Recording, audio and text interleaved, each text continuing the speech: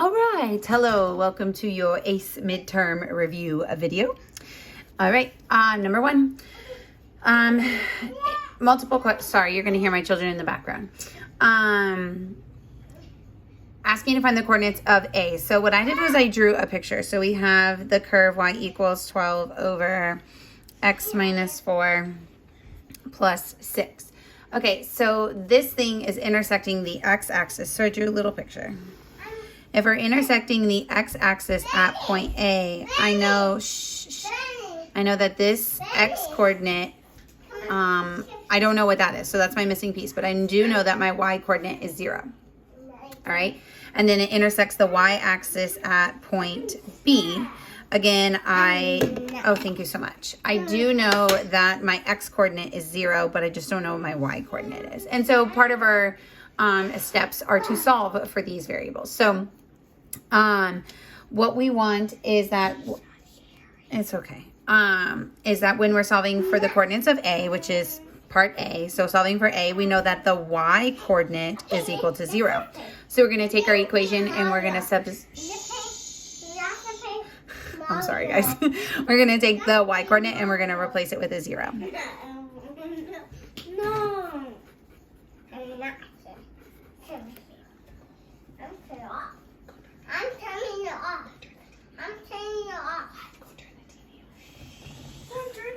Yeah, can I have that, please? Turn the TV on. Go. Go turn the TV on. Go. Turn the TV on. Yes, please. Okay. So we're going to solve for x. So we're going to subtract 6 from both sides. And then multiply both sides by this denominator.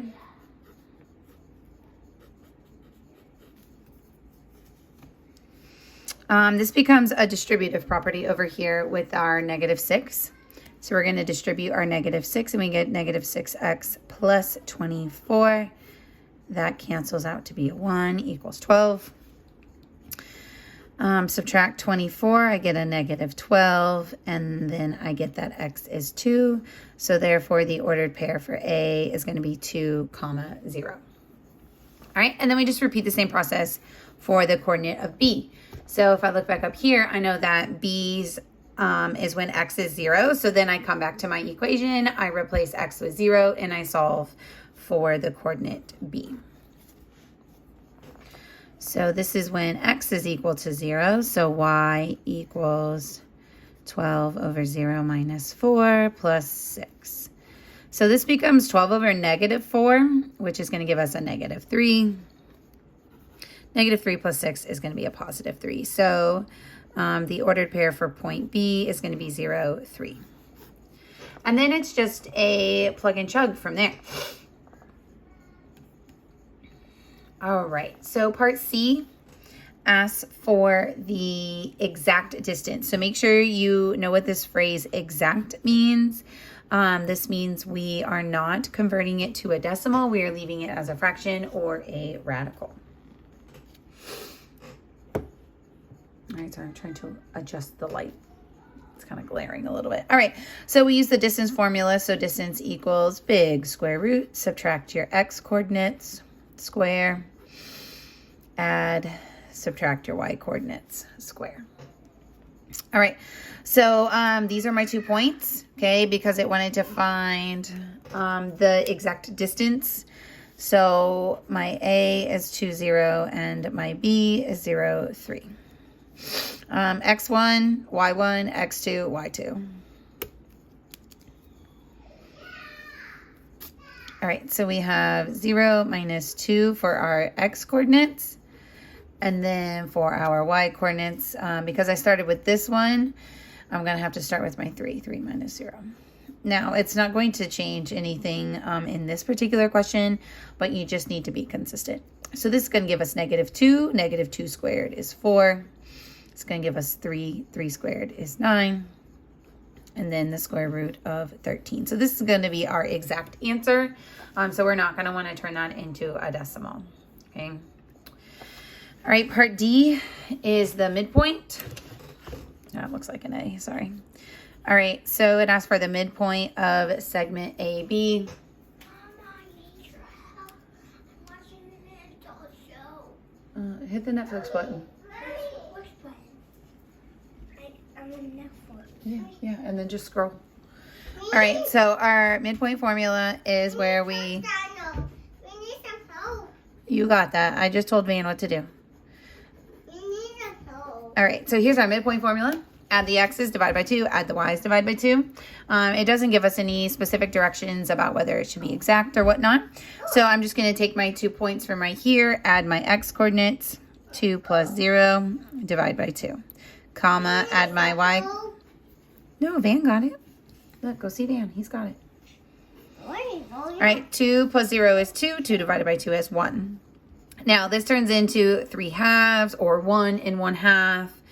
Or 1.5. It just kind of depends if the instructions tell you a specific thing. All right, part E, write the equation of the perpendicular bisector of AB in the form AX plus BY plus C, where A, B, and C are integers. So big thing right there is, first of all, you have to understand what it means for lines to be perpendicular and for lines to bisect. So that word perpendicular means we're working with our slopes and we are making sure that our slopes are opposite reciprocals of one another. Oops, sorry. And then the bisector word means that we use that midpoint that we just found, okay? So part E, perpendicular bisector. So first thing I need to do is find the slope of my line, because if I come back up to my picture, if I'm finding a perpendicular bisector, so I'm finding this line, okay? And I know that it needs to make this piece and this piece the same size. So I need to know that that's happening at the midpoint, all right? And the perpendicular, well, if it's perpendicular, I first need to know the slope so that I can figure out what the slope of a perpendicular line to that is. All right, so step number 1 is we're going to find the slope of segment AB just using our slope formula, change in y over change in x. So this is going to look something like 3 minus 0 over 0 minus 2. Again, x1 versus x2 is not relevant here, but just make sure you're consistent so that you actually get a negative 3 over 2. All right, so this is the slope of AB, but if I want the slope of a line perpendicular to this, I need to change it. So lines that are perpendicular are opposite reciprocals of one another. So the slope of our line, so the slope of our perpendicular line is going to be flipped and change the sign. So we're going to make it positive, and the slope of our line will be 2/3. All right, our point is our midpoint. All right, now we have the slope and a point, which means we're going to use point slope form. So we're plugging it into y minus y1 equals m times x minus x1.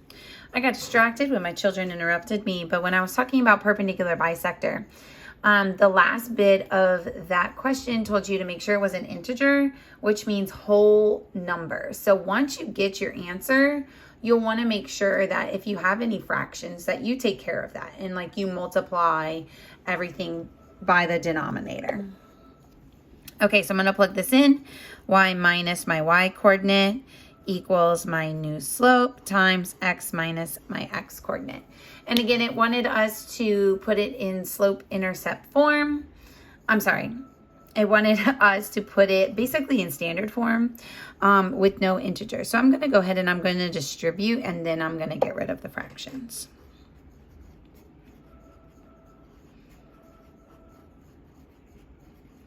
All right, so if you notice, my denominators are different. Okay, so in order to get rid of my denominators, I want to multiply by those two numbers multiplied together. So I'm going to multiply everything by 6, which will eliminate all of my fractions. All right, so this is, sorry, I don't know what's happening. Okay, all right, so this turns into 6y. And then 6, I'm just going to simplify. Let me fix that. Okay, minus 6 divided by 2 gives me 3. 3 times 3 gives me 9. Equals 6 divided by 3 is 2. 2 times 2 is 4. Same thing right here. 6 divided by 3 is 2. 2 times 2 is 4. And so now that I'm at this step, I'm just going to rearrange a smidge, put my x's, I'm going to put everything over there on the left-hand side and set it equal to 0. Yeah, I'm just going to rip this out. I can see it. Okay. So we are right here. I'm going to move all of this over here. So let's see. It wants the x term to come first. So that'll be a negative 4x, then plus my 6y. And then when I move my 4 over, it becomes an add 4. So then that's going to give me a negative 5 equals 0. Okay, so you could have it this way, or I wrote an alternate version on your answer key where you make your x positive, so that just means all your signs will change. So positive 4x, negative 6y, positive 5. But either one is acceptable because they are equivalent. All right, so easy peasy. That was question number 1. Number 2, find the points of intersection. Okay, so for finding the points of intersection, we will want to set those two equations equal to one another and solve. And so that will produce a trinomial. Okay, so I want you to go ahead and set that up for me real quick. So set them equal to each other and move everything to one side.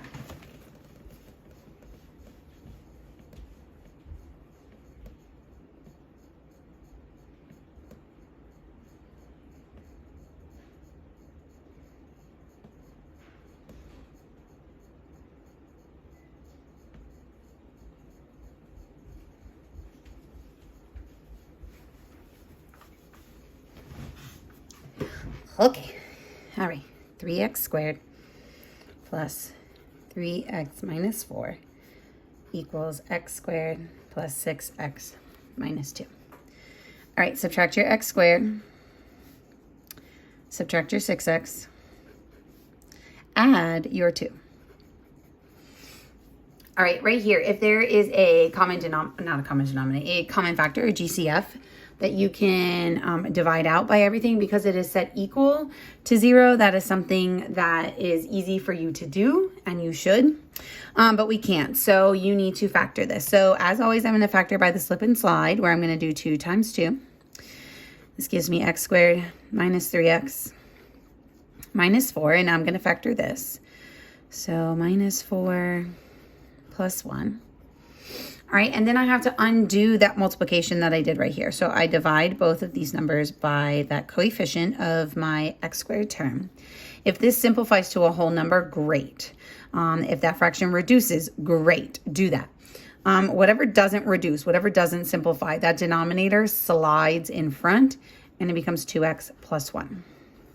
All right, so I have 2 solutions. So basically what this means is there are 2 values where these 2 things intersect, these 2 quadratics intersect, these 2 functions. So I set both of these equal to 0, and I get that x is 2 for this one, and I get that x is a negative 1/2 for that one. All right, so because this means, because we have 2 solutions, this means we have 2 ordered pairs. So I'm going to solve twice, once for when x is 2 and once for when x is 1/2. Okay, oops, sorry. All right, so when x is 2, again, I can plug it into whichever one I want, okay? So I plugged it in to this one right here. All right, so find my y coordinate to find my ordered pair. So we've got 2 squared plus 6 times 2 minus 2. 4 plus 12 minus 2. And that's going to give me 14. So this is what my y coordinate is. So my first ordered pair where they intersect will be at 2, 14. The other ordered pair is when x is equal to negative 1/2. Again, you can pick whichever equation you want to plug it into. So negative 1/2 squared plus 6 times negative 1/2 minus 2.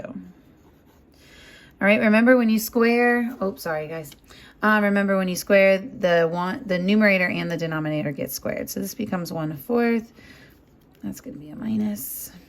Minus 6 divided by 2 is 3, minus 2. 1/4 minus 5.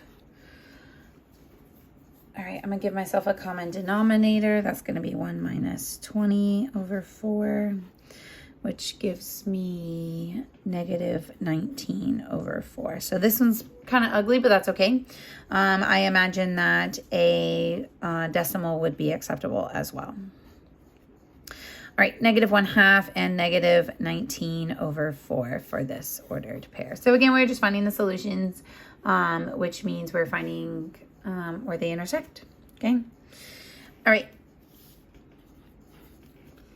Number 3. You're given an equation. You have to, part A is to complete the square. Part B is knowing the vertex. And part C is knowing the shape and the vertex as well.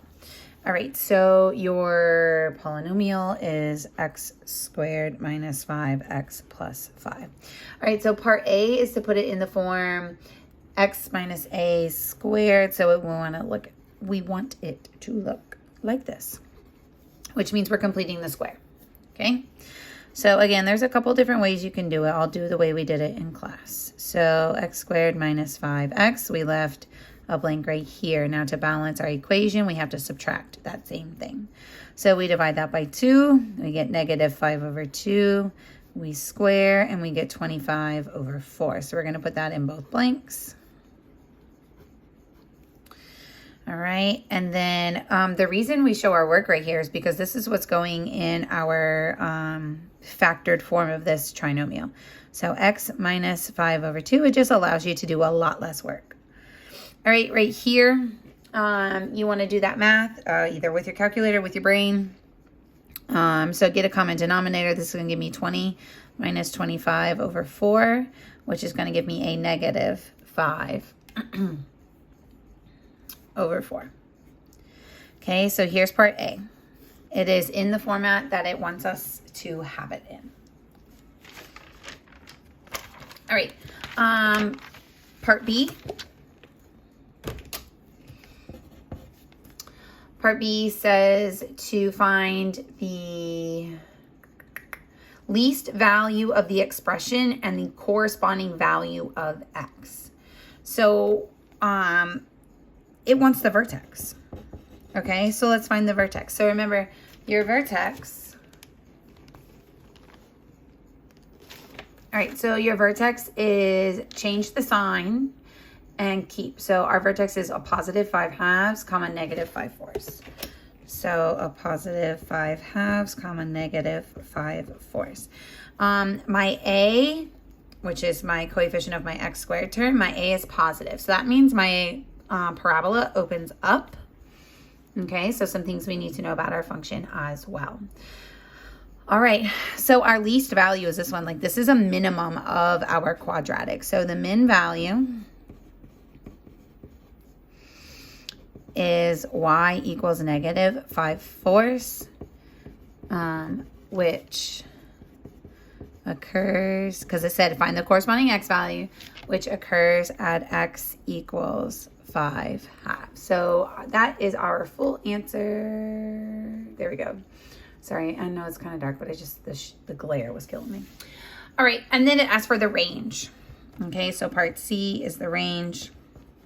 And again, because my parabola opens up, okay, it's everything above that value. So my range looks like y is greater than or equal to a negative 5/4.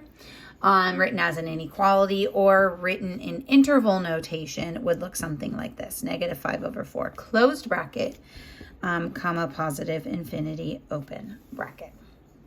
All right, I had to pause right there. It's dinner time. And I will post a second part or maybe a third and a fourth, I don't know, to finish the rest of this. Good luck.